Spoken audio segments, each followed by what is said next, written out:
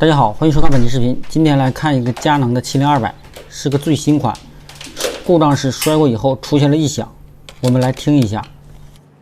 装到机身上，开机，自动对焦正常。拿起镜头以后会出现异响。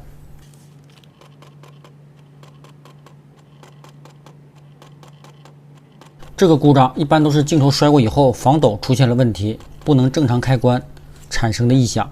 你可能会问，这种问题严不严重？这个说真的，确实要看你的运气，有的确实是小问题，但有的呢也确实比较严重。那今天咱们就一块来看一下这位粉丝的运气如何。拆下变焦环，再拆下固定防抖组的3个定位柱，就可以拆下防抖组。拆下防抖组，来观察一下防抖，它这个还真是个小问题。这个防抖的限位开关已经掉了，你看用镊子直接就能把它拽下来。这种情况下，防抖不能开关，肯定会出现异响。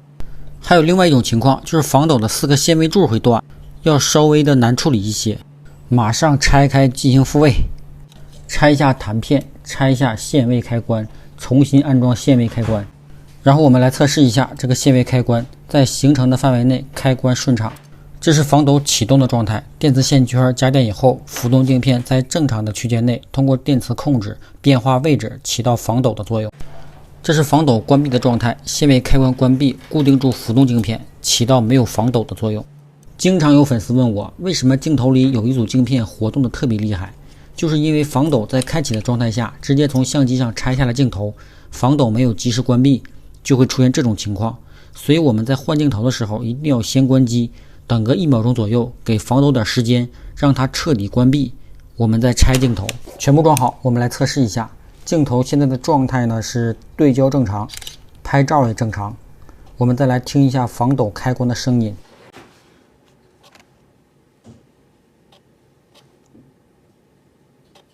每次半按快门，防抖开启，声音正常。过了2秒钟以后，防抖会自动关闭，再没有出现杂音，问题解决。